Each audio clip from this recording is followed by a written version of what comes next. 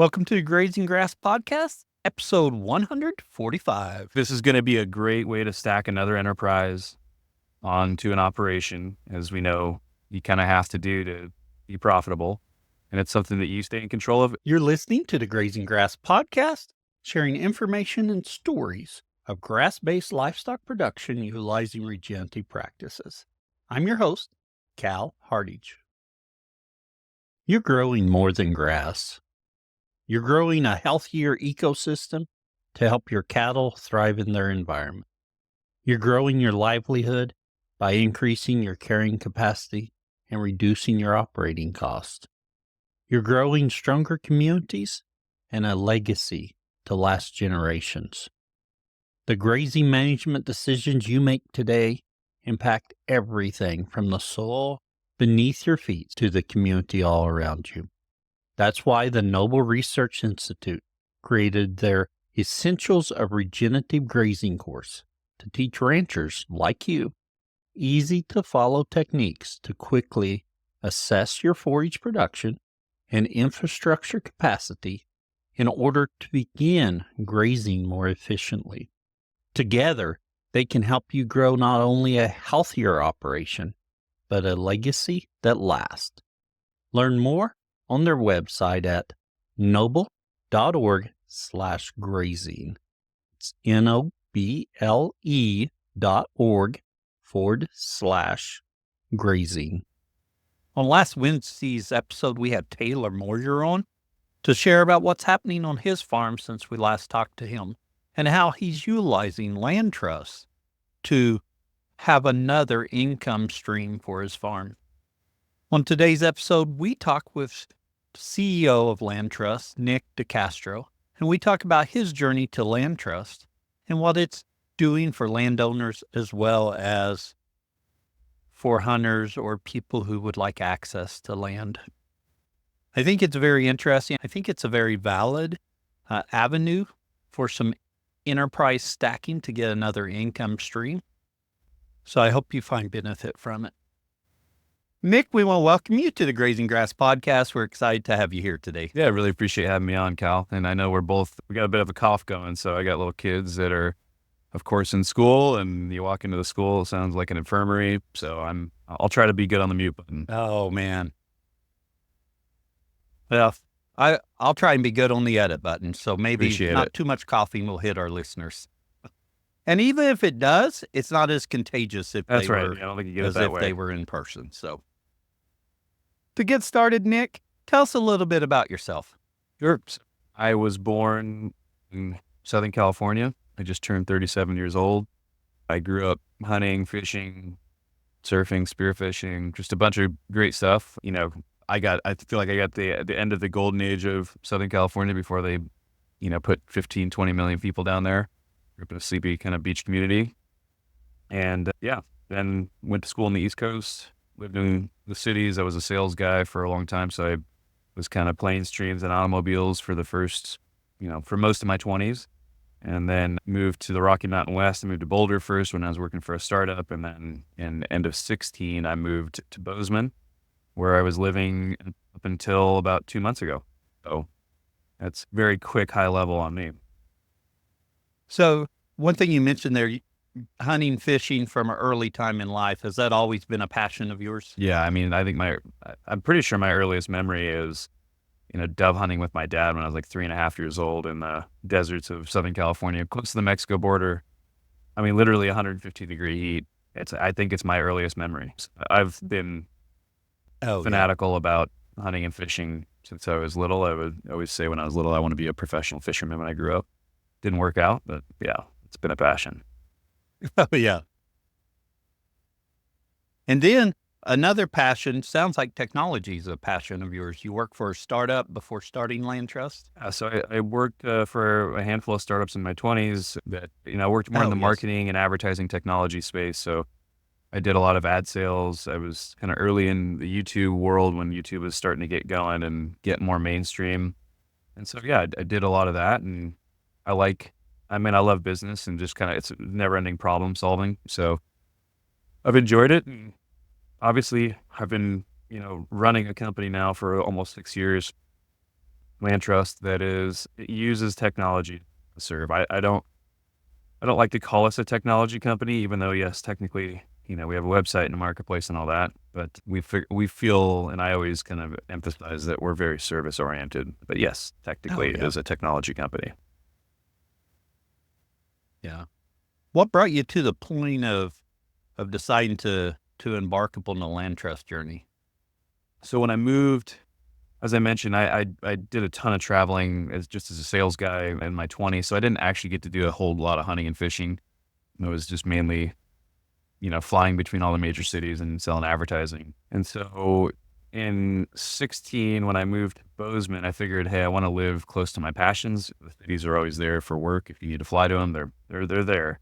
It's, I moved into 16, and then, kind of was immediately confronted with what today is LandTrust, which is in the West, at least, there's a ton of public land. And public land's a fantastic resource, but, I still found myself wanting to get out and hunt, fish, and, kind of explore private ground. And there's a ton of amazing private farms and ranches in and around the Bozeman area and across, obviously, Montana. And there just wasn't a great way to figure out how to do that, how to access. Door knocking is kind of what it's always been. I'm sure a lot of your listeners, door knocking has changed. On the door knocker side, it's a much lower percentage, thumbs up rate from landowners, and I don't blame them for that. Oh yeah. Just because there's a lot more people doing it, and Oh yeah. it was just always I found it kind of awkward. You're walking up to a stranger's door, and especially in agriculture, they're working all the time, and so you're interrupting whatever they're doing, and you both know what you're there for. But you're both, you're kind of trying to do the pleasantries and how's the weather and, all that until you get to, you can go and do this thing on your property for free. And I don't know. It wasn't a great transaction. And so, I had been an early host on Airbnb when I was living in New York City and just kind of started to get an experience of what that sharing economy felt like. All this is kind of the sharing economy. Hey, I have this asset. I'm not using it. You can use it, for some amount of money. And so, my mind immediately went to there's got to be a better way. There's obviously a lot of supply. There's a lot of land out there that isn't being leveraged for, recreation at all times. A lot of these farms and ranches are, they're production agriculture. That's what they do. And there's clearly a ton of demand, whether it's hunting, fishing, foraging, whatever it might be. There's a lot of different user groups who really want access to more and more land just to do the things they're passionate about. There's just got to be a better way to, bring these two together. And so that's what set me on the path. I was working for another company at the time, so I didn't actually start it right away.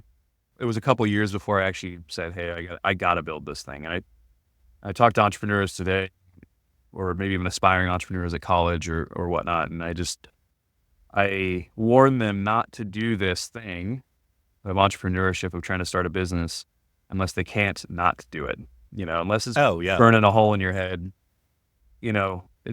It's a pretty tough journey. And the same thing, farming and ranching, pretty tough journey. A lot of people romanticize it, a lot of TV shows. Honestly, we're both entrepreneurs, it's just mine's kind of on the technology side, and then farmers and ranchers is on the agriculture side and basically the land business.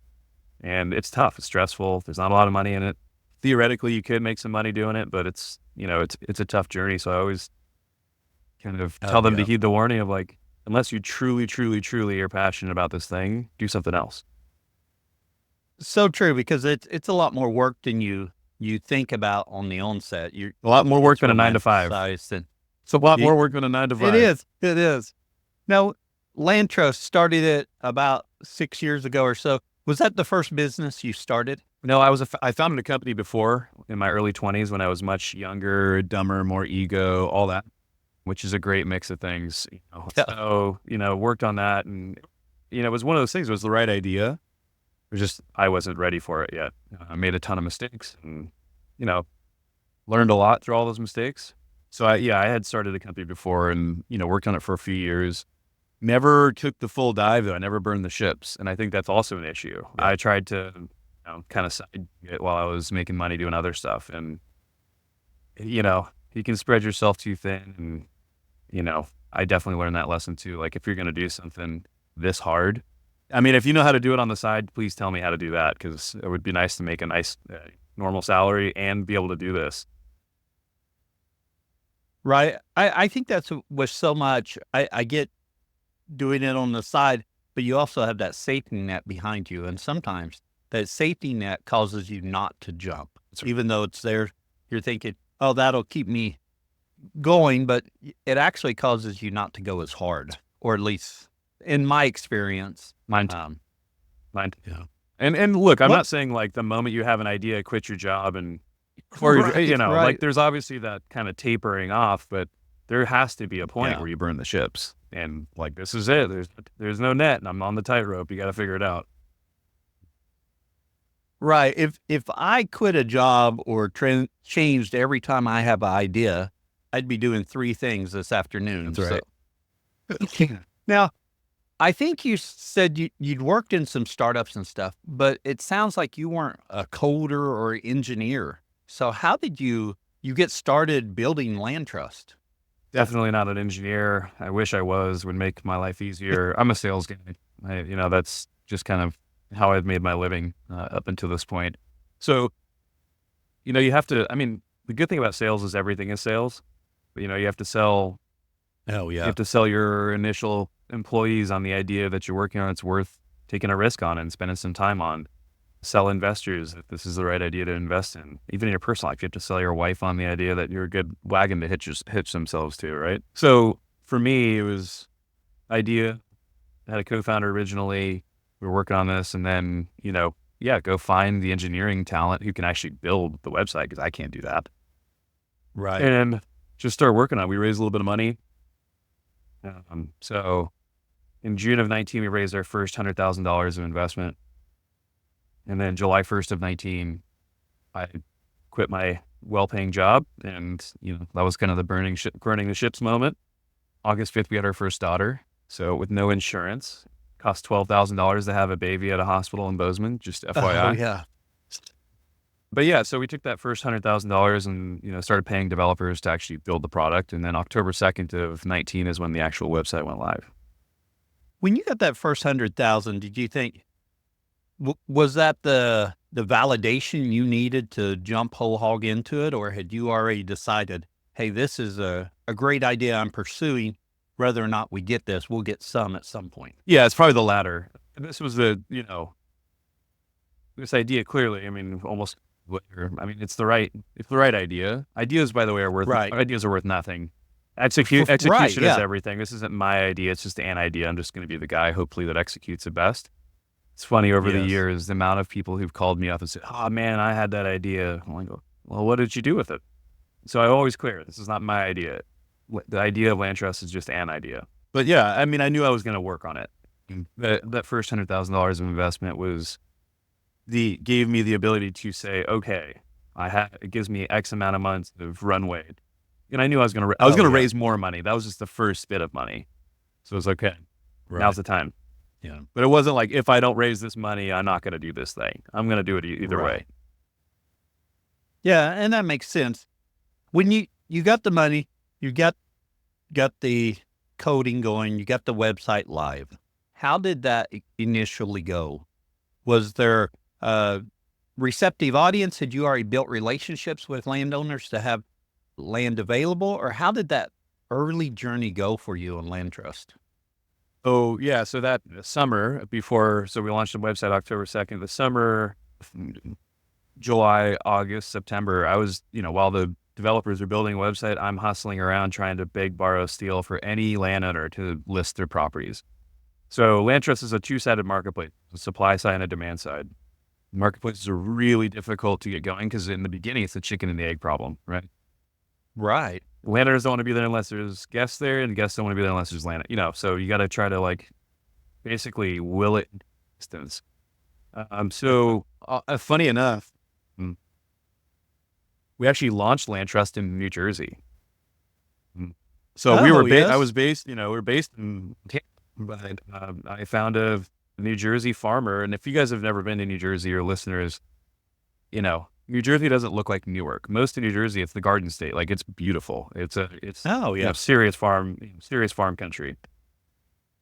So we found a farmer. He's probably around my age. He's kind of taking things over, and he's like, I got, seven. I think he had 7 or 10 farms, anywhere from like 60 to 180 acre all over Oh, kind yeah. of central New Jersey.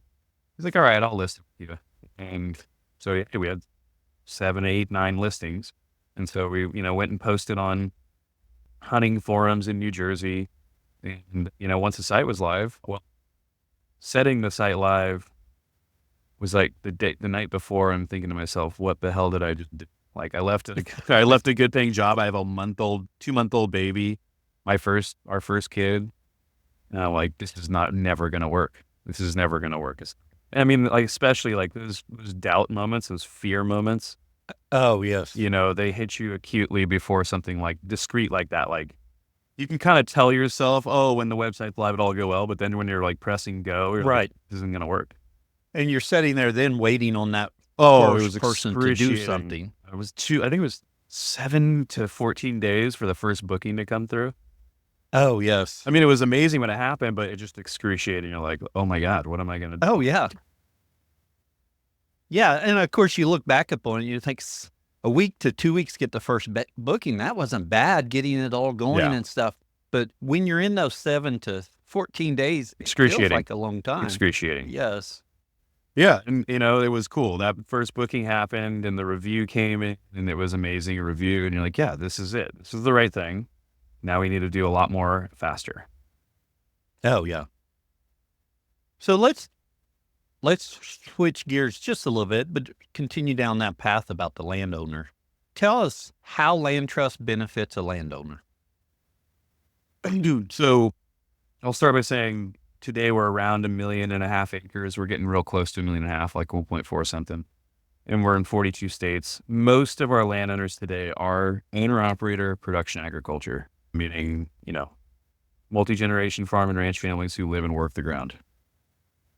That landowner, we found our way to them. We tried a bunch of different types of landowners in the beginning, like you're just trying stuff, right? Who's this going to resonate Right. with, essentially? But we found our way to them.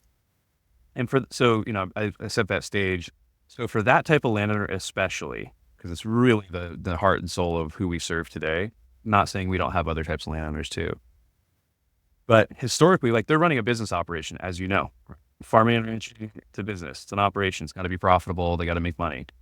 So historically, if you just take hunting, now, of course, we do more than hunting, but if you just take hunting, a farmer or a rancher who has ground that has, hunting value, the way they would be able to monetize that in the past is essentially through leases, right? So you do a hunting lease, it's a year, multi-year, whatever it is, whether it be to individuals, an outfitter, a club, whatever it might be, right? And so, the benefit of it is you get a check. Hey, here's 20 grand and, for the year or whatever it might be. That's great. But what we have heard hundreds, now thousands of times from these production ag landowners is, yeah, the check is great, but then we just sold a property right away. So a couple things. One, if someone hands you a check, and we've heard this a bunch, like, hey, if someone gives you $20,000, $30,000, that's not nothing. They start to feel like they're owners in the land.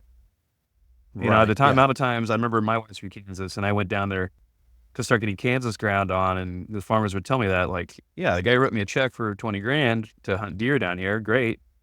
But then he's like telling me to change my ag practices. Yeah. He's calling my hands to go put stands up or move cameras. Like, that's not what this is, right? This is just, you just paid for access to my land to hunt deer if they're there. So that was an issue. But then there's also the other issue of, again, you sold a property right away. So your kids, yourself, your friends, your family, your neighbors, they don't get to use that resource now because you sold the right of way. Right. And, most of our landowners are in rural, small communities, and that tension is real. Like, people understand you need to monetize and make money, or else you're going to have to sell.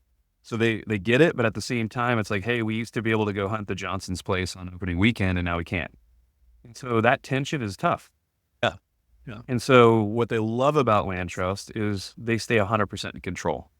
So they can block out the first week or the week in November or whatever. Or they can say, hey, look, my family, we really like to hunt whitetails, but we got turkeys and ducks. We got a farm pond you can fish. You can come camp, whatever. There's all this other stuff you can do.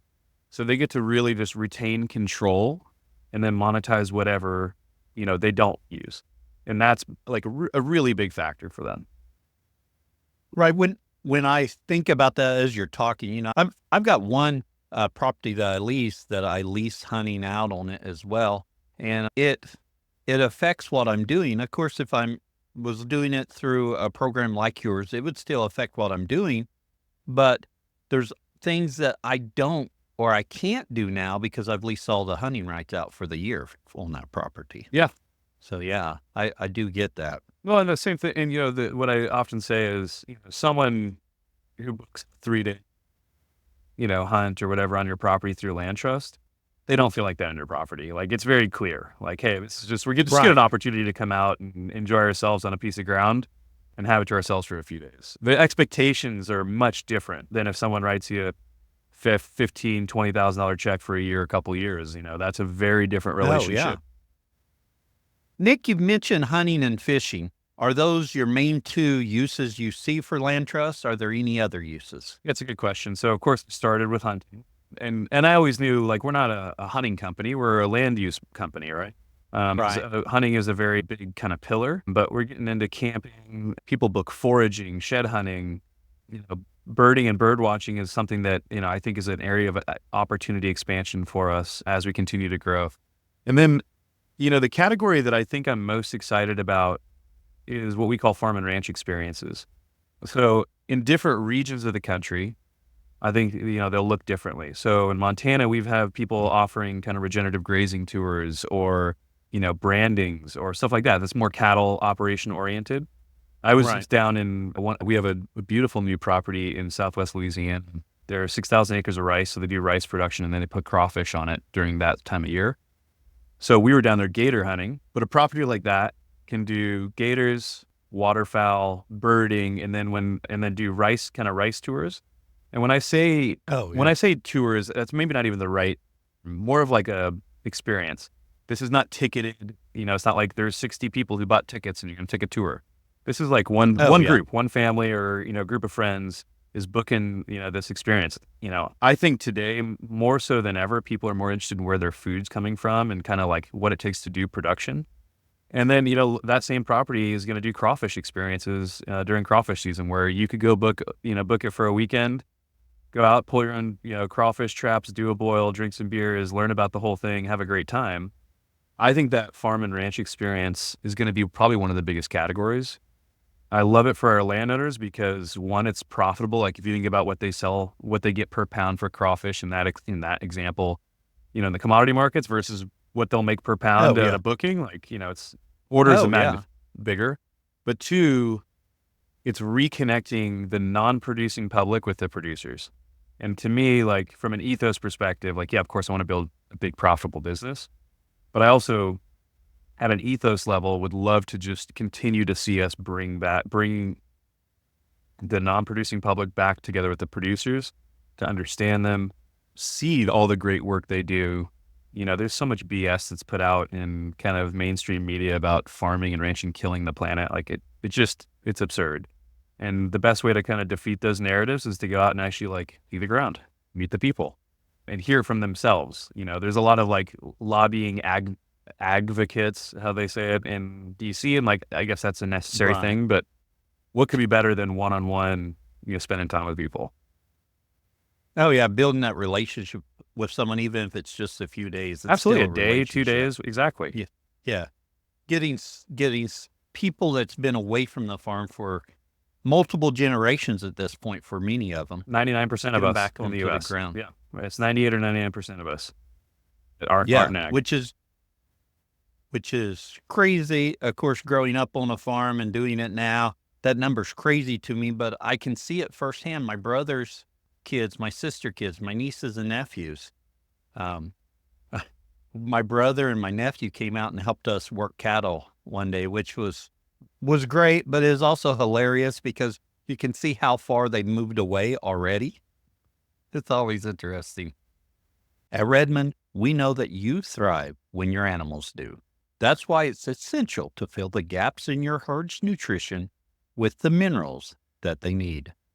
Made by nature, our ancient mineral salt and conditioner clay are the catalyst in optimizing the nutrients your animals get from their forage.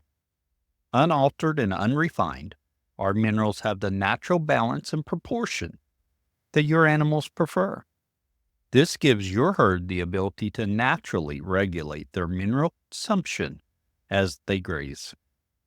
Our minerals won't just help you improve the health of your animals, but will also help you naturally build soil fertility so you can grow more nutrient-dense pasture year after year. Nourish your animals, your soil, and your life with Redmond. Learn more at redmondagriculture.com. Now, you mentioned some other uses there. Are you finding right now 70% of LandTrust is hunting and fishing and 30% is these other uses? Or how's that balance right now? Yeah, so I would say the predominant hunting and fishing sites, probably 85, 90% still. Now it's starting to grow and expand on that. So these other things are still, if a landowner's listening, they say, oh, I want to do farm and ranch experiences on my place. I would say absolutely come and list it with us.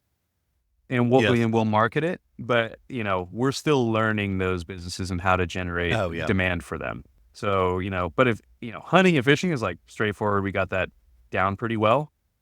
But for a landowner, it's like it doesn't cost you anything to kind of work with us. We're business partners. We don't sell you anything. We sit on the same side of the table. So we only make money when you do. We make commission on bookings. When you think about your present landowners, how many bookings are they getting a year on average? Well, it's a good question. The answer is it depends. I know that's a tough answer to even come up with. It depends, right? Again, we're in 42 states now. You look at a state like Montana, which is our most mature state. I think we have, 150 landowners, probably 500,000 acres there, maybe more. A mature market. And so, those landowners are probably doing more bookings than when we get like our first property in a new state.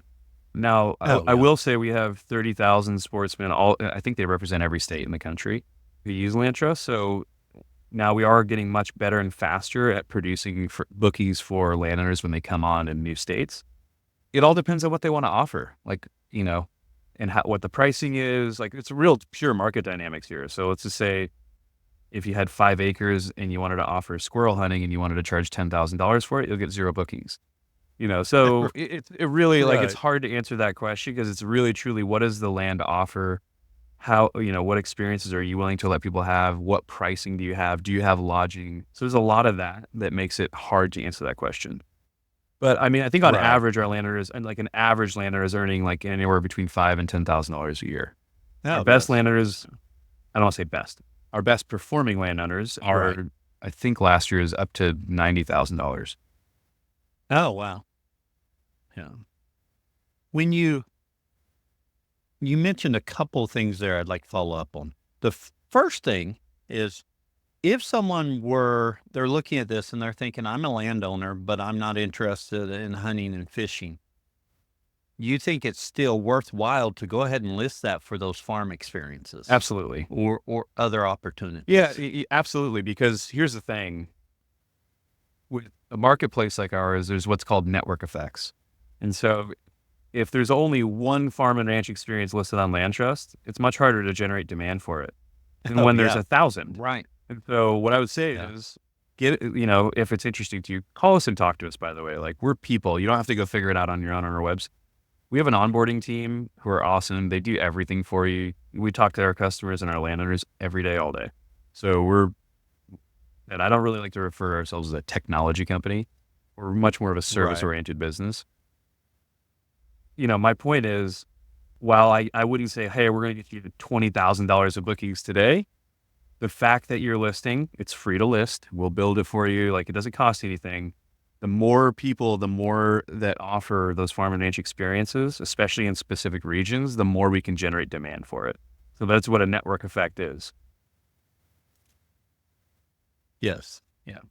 And the second question to go along with that is acreage size.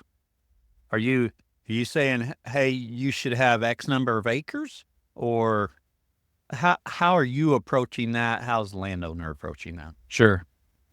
I hate to give you it depends again, but it does depend. So, look, you could have 10 acres, but if you have a 3-acre pond with great fishing and a little place to camp and, timber around it with a couple of tree stands, you could absolutely list that. And I think regionally it's different, right? So it's about what does the land have access? Right. Or maybe you're 10, 15 acres and you back up to a big section of public land. So, that could be base camp, and then you can go and access and have fun on the public land too. So it's really not like acreage minimum. Now, a half acre was probably, again, probably not going to do it. I'll never say Right. absolutely not, because again, I don't know what's on that half acre. But, I wouldn't say if you've got 15, 20, 40 acres that you shouldn't be considering. And it all depends on what's on it. And we have people who are listing that kind of stuff, and maybe they have 10 acres of timber and it's really productive. They've got turkeys and whitetail and they've got a pond right there. And like, why not? Looking for a certain size place before they're wanting to go hunting there. I'm assuming the answer is going to be it kind of depends on where you're located and what people are looking for. But no, I would say like, it's kind of like Airbnb, right? I explain it like this. It's a marketplace. So Airbnb has everything from a $20 a night hostel to a $20,000 a night castle. As long as breadth of range on supply is important. And so, we'll see $25 bookings come through and we'll see $15,000 bookings come through. And, it really depends. So, people might book something to go squirrel hunting. We got a guy who books squirrel hunts all over the country with us. He's a rabid squirrel hunter. Yeah, those are small bookings and he doesn't need, huge acreage. And so it totally depends what the property is itself. Properties are really unique, Right. And I know we just released the episode with Taylor on talking about what he's doing on his farm, which is not hunting. And well, he's doing a little bit of hunting because he planted. There's some doves, I think, right? Dove hunting. Yeah. Yeah. But then farm tours and photography, which is something I hadn't even thought about. Yep. I mean, we've had, what we're talking about is land use. And so if you start thinking about it broadly like that, I mean, we've talked to people who film commercials for, the big truck makers. You see that new truck come out and it's on some rugged piece of undeveloped land. They got to shoot that somewhere, right? We've talked to film offices where, because if they're to film on public land, there's all this permits and all that kind of stuff, right? So private land is much, much more preferable because they don't have to go through all that permitting process. Now, I'm not saying we're going and actively developing those, markets of demand. I'm just, we've even talked to military units. Those guys would come to us and say, hey, again, we want to do training. And same thing on public land, there's a bunch of restrictions. So when you think about more broadly land use, it opens it up. Photography is a great one for sure. You mentioned a couple of times there, you have an onboarding team. Mm-hmm. It's free for owners to reach out and find out more information and to even get their listing on there. Mm-hmm. What is the process for a landowner that's interested? Yeah, I would say if any of this sounds remotely interesting, one, you can go to our website, LandTrust.com. There's a landowners page. There's a lot of landowner testimonial videos there. They're also on our YouTube channel. So you can hear from other landowners all over the country what their experience has been, working with us for years. And then you can call us or text us. And again, we're real people. There's no like AI chatbots here. And just talk to our team, ask them the questions. We know that there's always going to be questions, and especially other family members. We understand that never one person's decision. It's always at least a couple people involved in this. So we know that process. We've done it a lot over the past 5-6 years. And yeah, there is no, there's no cost to start working with us. If you get the green light from whoever it is, the group that gets to say yes for something like this on your land, then, we will kind of ask you a bunch of questions about your property. We'll build out a draft of your listing. We will build digital maps of your listing. So, the guests who book it, we work with Onyx Maps and HuntWise, a couple mapping companies. And we'll, you can basically tell us, hey, if these couple sections here, here's the house, here's the gate, here's the, we put waypoints, we put property boundaries, we put no-goes in. So full digital maps of your property. And then you get to review it. And if it looks good, we set it live and we start marketing for you immediately. So we'll send out new property emails we have a database of 75,000, 80,000 people. Hey, there's a new Oklahoma property that's offering turkey hunting and fishing. And here it is. Oh, yeah. So that's our job, right? We're business partners with our landowners. Our landowners own the asset. It's our job to build the technology and to market it. What does a landowner need to know to talk to you about this? really just, they didn't even just know their land, which is pretty straightforward, but especially the owner operators. So, just know what's there, what resources are there. And our team is good at asking questions to elicit the right kind of answers we're looking for. Oh, yeah. And then honestly, photos, we need to have photos of a property. Yeah. They don't have to be, works of art by any means, but, getting photography of the property, and then at least having a smartphone. So once it's set up, you can run you can run LandTrust from your phone. You'll just get text messages from us saying, hey, Nick wants to come out and hunt turkeys these dates for $2,000. You can text me back and forth from your phone. You can give me a call and talk to me. Everything is a request. People can't just book your place. It always comes as a request, and you can say no for whatever reasons you want. It's not like a hotel where it's like, oh, they just booked it, I have no say. So again, it's all about control. Yeah, so the landowner has the opportunity to say, yes, that works, or no, that doesn't work for us. Absolutely. And then you can also look at that sportsman and that guest and their ratings on LandTrust. So after every trip, just like Airbnb or Uber or whatever, you both rate each other. So you can see their past ratings from other landowners if they've, booked trips with us before. So we try to just add a lot of transparency to the process. One thing for a landowner, let's say I'm here in Oklahoma and I'm contacting you.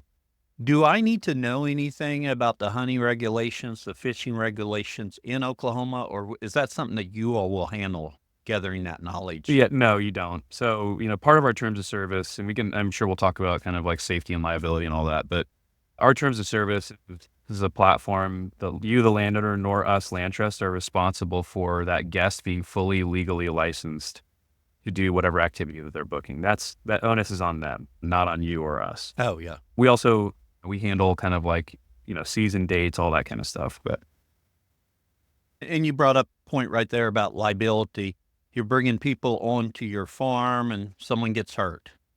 What's that look like? Sure. This is obviously a very big deal. So I think we'll take it at this we start at the top level. So 34 of the big ag producing states have some version of state agritourism liability limitation. I'm almost positive Oklahoma is one of those states. But essentially the state, everything we're talking about, if it's happening on production ag ground, is agritourism. So even if it's hunting or fishing or horseback, whatever it might be, it's ag tourism. The states want to incentivize this activity because they know it brings money onto farm and ranch. So unless there's gross negligence, the state is going to be protecting you from liability in an instance like that. Now, you have to do certain little things, like in a lot of states, you have to post some signage, almost like workers' comp, right? It's like, they have some boilerplate language you post in the barn or wherever. So there's a couple little things you got to do there. So then you go to us. So first, any guest who ever books anything with you, we are accepting your terms of service digitally. So when they create their account with LandTrust, they're saying, hey, I hold all the landowners harmless for anything I book through our platform. Oh, yeah. Then we do ID verification. So we're using a third party who collects either a driver's license or a passport. They take a picture of themselves. We make sure you are who you say you are. Paying with a credit card up front, 100%. Then you get to general liability, carry $1 million per incident general liability. And then we carry participant insurance. So like in the case you mentioned where someone breaks their leg or something on your property, they're liable for themselves. But if they want to be a pain about it, they can come to us and we carry participant insurance. So we'll cover up to $10,000 in their medical bills. And then we have property protection, which we self-insure. I think that's $10,000 per incident. And then in a lot of states, we're partners with farm bureaus, and a lot of farm bureaus have an insurance arm. Not all, but a lot of them, farm bureaus have an insurance arm. And a lot of times they'll sell, if you really want to belt and suspenders it, like a agritourism rider. I think it's a couple $100 a year. So we try to approach it from all directions. I think you as a landowner get to rate them afterwards. They rate you. So you kind of weed people out that way. But getting close to 6 years, we've never had an incident, knock on wood. Oh, yeah. Yeah. And when you think about that rating process afterwards, there's some accountability there. Absolutely. And someone comes onto your land knowing that's going to happen after the fact. I would think that would cause them to pause before they did something bad or too bad, because they're never going to get this opportunity again. That's right. And this is what marketplaces are good at. Marketplaces are good at adding transparency and trust into transactions that used to have neither, right? The fact that we're doing ID verification, you're not anonymous. Oh, Look, yeah. when I first started this and I was talking to landowners, I heard the same story no matter where it was in the country. Well, we used to let people come out and then something bad happened, right? Like Oh, yeah. 8 or 9 out of 10 people were all great. It's the one person, the two people. Hmm. And so when you really strip that away, it came down to that person being anonymous. It was someone who knocked on your door, Oh, yeah. and they did something wrong, and you have no idea who they are. There's no recourse, nothing. So anonymity truly was like the biggest issue if you really looked at it. So we immediately take that away. No, everyone on our Oh, yeah. platform we have a government ID. You pay with the credit card, and you're going to get rated afterwards. All that just kind of like the kinds of people who would kind of do the crappy stuff, they avoid us. And I remember in the beginning, we'd have guys say, "Hey, can I just pay cash? I don't want to do that." I'm like, nope, you can't do that because this is all part of Right. trust and Yeah. safety, right? Yeah. With that, talking through that just a little bit, you mentioned signage earlier. Sure. Are you all able to provide the landowner with that information about Yeah. what signage they need? Do you all provide signage? Yes. Or is that something you're going to have to go get on your own? Yes, we definitely have signage. Now, if you're in a brand new state for us, we obviously don't have signs yet.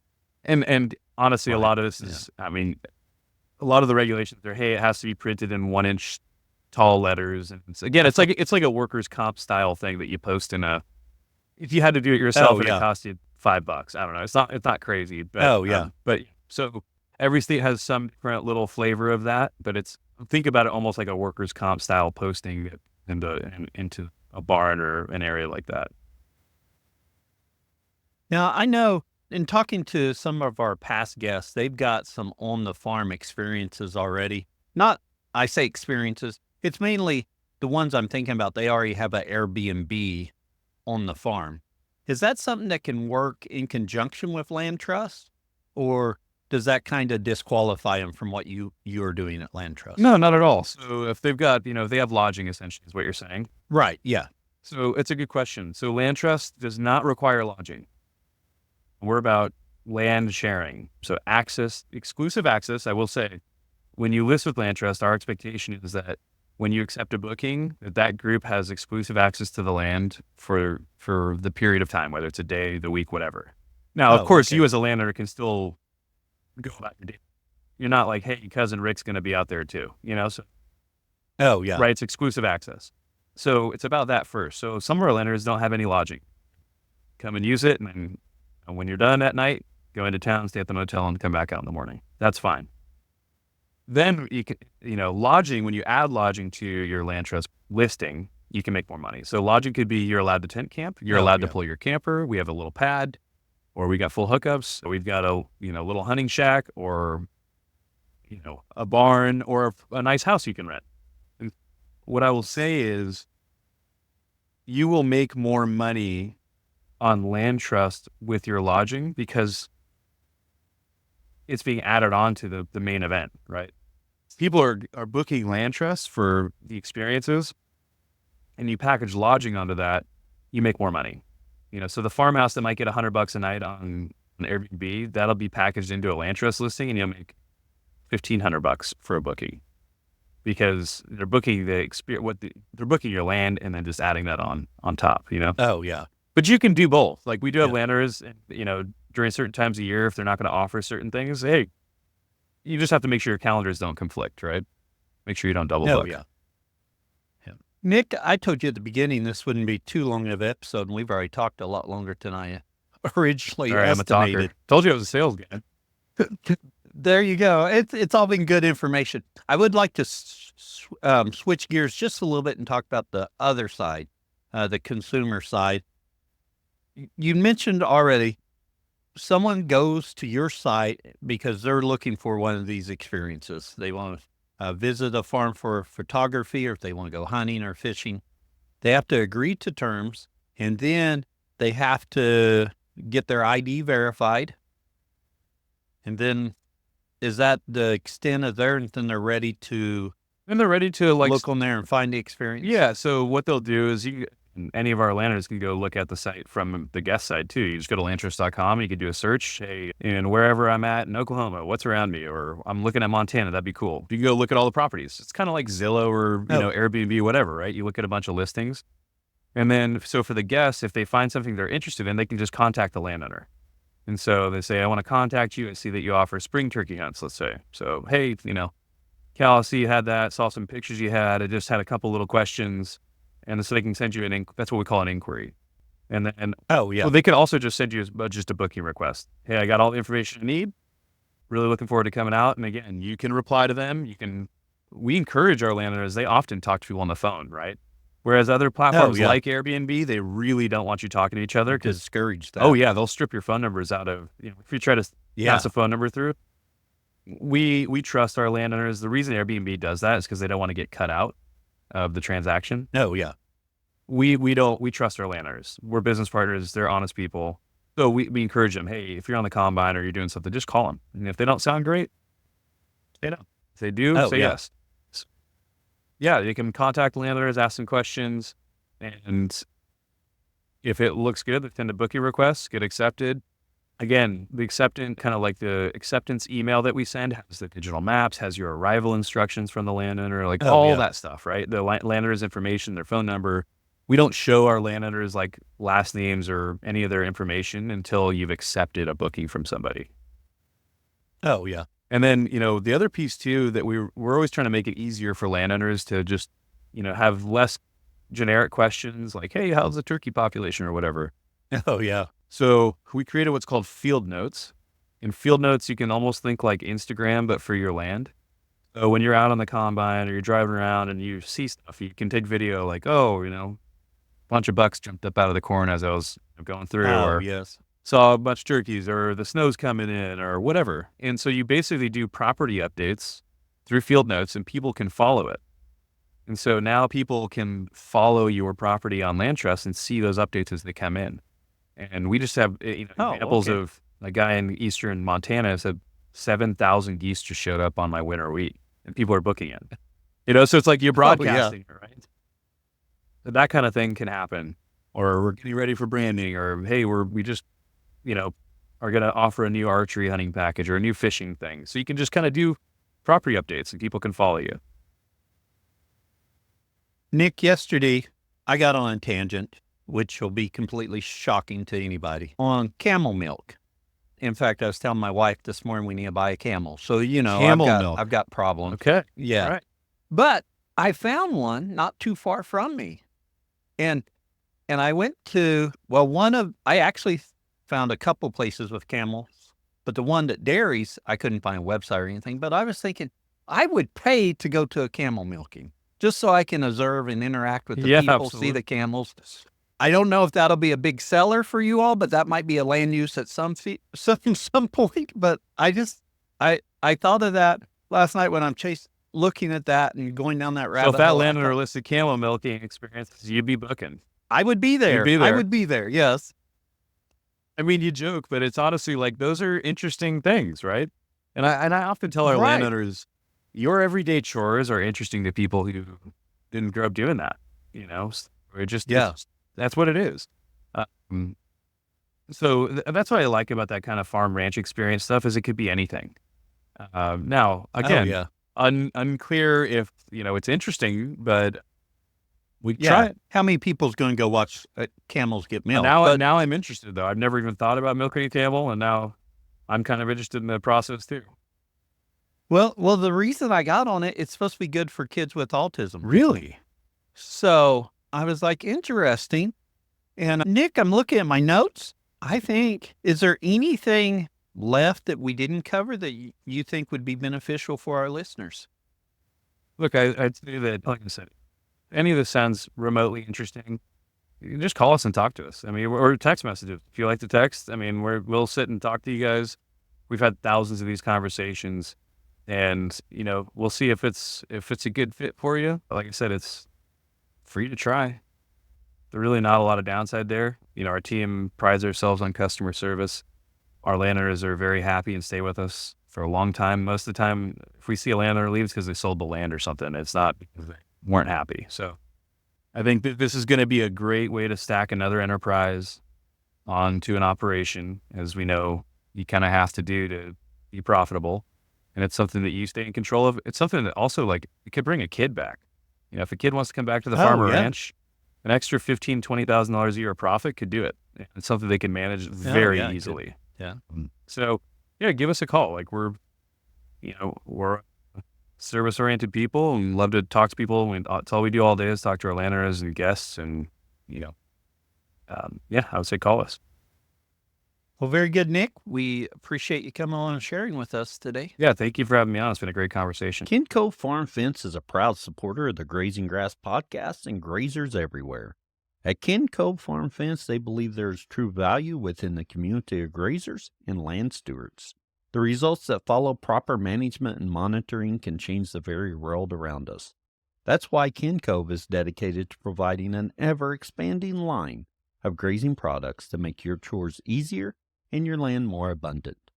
Whether you're growing your own food on the homestead or grazing on thousands of acres, Ken Cove has everything you need to do it well. From reels to tumble wheels, poly twine to electric net, water valves to water troughs, you'll find what you're looking for at Ken Cove. They carry brands like Speedrite, O'Brien's, Kiwi Tech, Strainrite, Job, and more. Ken Cove is proud to be part of your regenerative journey. Call them today or visit kencove.com and be sure to follow them on social media and subscribe to the Ken Cove YouTube channel at Ken Cove Farm Fence for helpful how-to videos and new product releases.